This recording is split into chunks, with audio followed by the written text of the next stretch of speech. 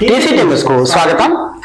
తెలంగాణ రాష్ట్రం ఏర్పడిన తర్వాత కొత్తగా ఏర్పడిన మున్సిపాలిటీలలో అతిపెద్ద మున్సిపాలిటీ బిల్డింగ్ పటాన్చెరు నియోజకవర్గం తెల్లాపూర్ మున్సిపాలిటీలో నిర్మించబడింది.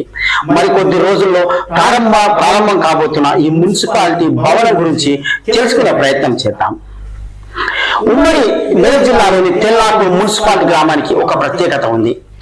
ఎన్ని రకాల ఎన్నికలు వచ్చినా ఇక్కడ ఎటువంటి కొట్లాటలకు ఆస్కారం ఉండదు. సమస్య ఉంటే పార్టీలకు అతీతంగా ఒకటై కొట్లాడి సాధించుకోవడంలో ఈ తెల్లాపూర్ గ్రామం విశిష్టమైనది. ఇక్కడి అన్ని రాజకీయ పార్టీలు ఏకమైపోతాయి. ఏదైనా సమస్య వస్తే తప్పకుండా పరిష్కారం దిశగా అడుగులు వేస్తుంది ఈ తెల్లాపూర్ మున్సిపాలిటీ, తెల్లాపూర్ గ్రామం. నూతన తెలంగాణ రాష్ట్రంలో అభివృద్ధిలో భాగంగా చిన్న చిన్న గ్రామాలు పంచాయతీలుగా, మేజర్ పంచాయతీ పరిధిలోని గ్రామాలను కలుపుకొని మున్సిపాలిటీలుగా ఏర్పడ్డాయి 2019-18 సంవత్సరంలో. అందులో భాగంగానే 2018-19లో తెల్లాపూర్ మున్సిపాలిటీగా ఆవిర్భవించింది. ఈ కొత్తగా ఏర్పడిన తెల్లాపూర్ మున్సిపాలిటీకి చైర్మన్ గా టిఆర్ఎస్ పార్టీకి చెందిన శ్రీమతి మల్లెపల్లి లలిత సోమిరెడ్డి ఎన్నికయ్యారు. మొత్తం 17 మంది కౌన్సిలర్లు ఉండగా బీఆర్ఎస్ పార్టీ నుండి, కాంగ్రెస్ పార్టీ నుండి, బీజేపీ నుండి ఇండిపెండెంట్ గా దాదాపు 17 మంది కౌన్సిలర్లు ఎన్నిక కావడం జరిగింది. అప్పుడు రాష్ట్రంలో బీఆర్ఎస్ పార్టీ అధికారంలో ఉంది. స్థానిక ఎమ్మెల్యే బీఆర్ఎస్ పార్టీ ఉన్నారు. ఈ తెల్లాపూర్ మున్సిపాలిటీ సైతం బీఆర్ఎస్ అధికారంలో ఉండగా పాలన సాఫీగానే సాగిపోతుంది. ఇక అసలు పాయింట్కి వచ్చినట్లయితే బీఆర్ఎస్ పార్టీకి చెందిన చైర్మన్ లలితా సోమిరెడ్డి తమ పార్టీ తరఫున గ్రామ ప్రజలకు కొన్ని వాగ్దానాలు ఇచ్చారు.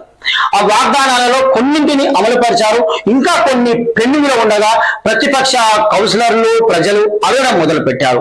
ఆ వాగ్దానాలు, హామీలు ఇంకా సమస్యలు తీర్చడానికి తమ వద్ద అధికారాలు లేకపోవడంతో అధికార పక్షానికి ఇబ్బందిగా మారింది. ఆ వాగ్దానాలు కొన్నింటిని తెలుసుకుందాము ఇప్పుడు. తెల్లాపూర్ గ్రామ పరిధిలోని బీరప్ప దేవాలయం గుడి నిర్మాణం చేస్తాం. విశ్వకర్మలకు దేవాలయం నిర్మించుకున్నటకు స్థలం చూపిస్తాం. చాకలి వారికి ధోబిఘాట్ నిర్మాణం చేయిస్తాం. నాయి బ్రాహ్మణులకు కమ్యూనిటీ భవనం కోసం స్థలం కేటాయిస్తాం. విద్యుత్ నగర్ ఫైనల్ లేఅవుట్ సాధించి ఇస్తాం. కొల్లూరు డబుల్ బెడ్రూమ్ ఇళ్లలో తెల్లాపూర్ మున్సిపాలిటీ వాటా తీసుకొని అర్హులైన వారందరికీ ఇల్లు ఇస్తాం. గ్రామ పంచాయతీ కార్యాలయంగా ఉన్న ఈ భవనం మున్సిపాలిటీగా మారిన తర్వాత సర్వే నంబర్ 323/14లో ప్రభుత్వ భూమిలో ఎమ్మెల్యే మరియు మంత్రి సహకారంతో స్థలం సాధించి నూతన మున్సిపాలిటీ భవనం బిల్డింగ్ నిర్మిస్తాం. నల్లగండ్ల నుండి వచ్చే డ్రైనేజీ మురికి నీటికి ఎస్టీపీ ప్లాంట్లు నిర్మిస్తాం, లేదా ఆ మురుగునీటిని చెరువులోకి రానివ్వం అంటూ ఇంకా తెల్లాపూర్ మున్సిపాలిటీ పరిధిలోని అన్ని గ్రామాలు, కాలనీలకు అనేక అభివృద్ధి పనులకు శ్రీకారం చుడతామంటూ ఇంకా హామీలు ఇచ్చారు. తెల్లాపూర్ గ్రామ పంచాయతీగా ఉన్నప్పుడు మాజీ సర్పంచ్ సోమిరెడ్డి కూడా ఇందులోని కొన్ని హామీలు పెండింగ్ లో ఉన్నాయి. అప్పటి హామీలు సైతం మున్సిపాలిటీ అయిన తర్వాత కూడా నెరవేర్చలేదనే విమర్శలు ఉన్నాయి. 2021 సంవత్సరంలో ప్రతిపక్ష కాంగ్రెస్ ఇండిపెండెంట్ కౌన్సిలర్లు చైర్మన్ లలితా సోమిరెడ్డిపై రాజకీయ దాడికి ప్రయత్నించారు, సమాయత్తమయ్యారు. మున్సిపాలిటీ పరిధిలోని మేజర్ సమస్యల మీద ఫోకస్ పెట్టి చైర్మన్ పై ఒత్తిడి తెచ్చే ప్రయత్నం చేయడం మొదలు పెట్టారు ప్రతిపక్ష కౌన్సిలర్లు. రాజకీయాలలోకి కొత్తగా వచ్చిన చైర్మన్ లలితా సోమిరెడ్డి తన భర్త సోమిరెడ్డి సహాయ సహకారాలతో ప్రతిపక్షాన్ని ధీటుగా ఎదుర్కొంటూ మున్సిపాలిటీలో పాలన కొనసాగిస్తూ వచ్చింది. అయితే ప్రతిపక్ష కౌన్సిలర్లు మేజర్ సమస్యలైన డ్రైనేజీ మురికి నీరు, డబుల్ బెడ్రూమ్ ఇండ్లు, తెల్లాపూర్ మున్సిపాలిటీ అవసరాలకు 10 ఎకరాల భూమి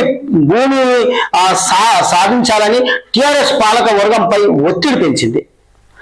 ప్రజల మన్ననలు పొందే ప్రయత్నం చేశారు ప్రతిపక్ష కౌన్సిలర్లు.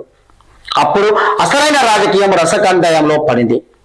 Chairman Lalitha Somireddy, vice chairman Ramulu Goud ఆధ్వర్యంలో టిఆర్ఎస్ పాలక వర్గం సమావేశమయ్యి సమావేశాలు ఏర్పాటు చేసుకొని పకడ్బందీ ప్లాన్ తో ప్రజల ముందుకు వచ్చారు ఆ పాలక పక్షం నేతలు. ఇటు ప్రతిపక్ష కౌన్సిలర్లు నిరసన ఎక్కువ అవడంతో ఆ మున్సిపాలిటీ ప్రజలు అధికార పక్ష నేతలను గమనిస్తున్న సమయంలో చైర్మన్ లలితా సోమిరెడ్డి ప్రతిపక్ష కౌన్సిలర్లకు సమాధానం కోసం కాకుండా ప్రజలకు ఉపయోగపడేలా నిర్ణయం తీసుకోవాలని ఆ చైర్మన్ పదవికి రాజీనామా చేస్తున్నానని షాక్ ఇచ్చింది. మే 27, 2021 అంతకుముందు స్థానిక ఎమ్మెల్యే గూడెం మైపాల్ రెడ్డి మరియు షేర్లింగంపల్లి ఎమ్మెల్యేతో మాట్లాడి ఒక ఎస్టీపీ ప్లాంట్ కు శంకుస్థాపన చేయడం జరిగింది. అయితే చైర్మన్ లలితా సోమిరెడ్డి ప్రజలకు ఇచ్చిన వాగ్దానాలలో కొన్నింటికి ఎమ్మెల్యేకు సంబంధం ఉంది. తమ ఎన్నికల సమయంలో ప్రజలకు ఇచ్చిన హామీలను నెరవేర్చడంలో ఆ చైర్మన్ కు ఆ ఎమ్మెల్యేకు ఇద్దరికి బాధ్యత ఉంది. అధికారంలో ఉన్న చైర్మన్ స్థానికంగా టిఆర్ఎస్ ఎమ్మెల్యే ఉండడం, రాష్ట్రంలో కూడా తమ పార్టీ ప్రభుత్వంలో ఉండడంతో ఈ హామీలు నెరవేర్చలేమా అని అనుకున్నారు. కానీ ఆలస్యం కావడం మరియు నెరవేరుతాయో లేదో అని మనస్తాపం చెందిన చైర్మన్ లలితా సోమిరెడ్డి అధికార ప్రభుత్వంపై ఆ ఎమ్మెల్యేపై తన రాజీనామా అస్త్రం ప్రయోగించడంతో ఆ స్థానిక ఎమ్మెల్యే గూడెం మైపాల్ రెడ్డి ఈ విషయాన్ని సీరియస్ గా తీసుకొని అప్పటి జిల్లా మంత్రి హరీష్ రావుకు ఇక్కడి పరిస్థితులను తెలిపారు గూడెం మైపాల్ రెడ్డి. ఈ విషయాలపై అప్పటి మంత్రి హరీష్ రావు స్పందించి ఆ పాలకవర్గంతో పాటు మాజీ సర్పంచ్ సోమిరెడ్డిని సైతం పిలిపించుకొని సమావేశమయ్యారు.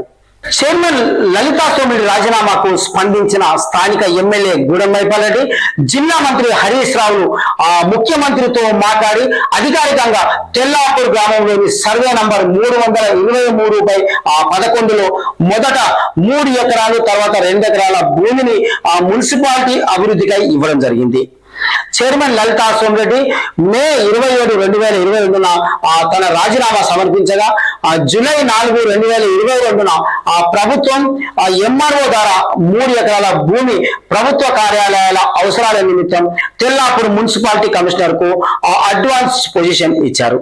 ఇప్పుడు ఈ తెల్లాపూర్ మున్సిపాలిటీ పరిధిలో ఇంత పెద్ద ప్రభుత్వ భవనాలు నిర్మించుకోవడంలో chairman Lalitha Somireddy, vice chairman Ramul Goud మరియు ప్రతిపక్ష కాంగ్రెస్ ఇండిపెండెంట్ కౌన్సిలర్లు, బీజేపీ కౌన్సిలర్ మరియు ప్రజల సహకారంతో అభివృద్ధిలో దూసుకుపోతుందని చెప్పుకోవాలి.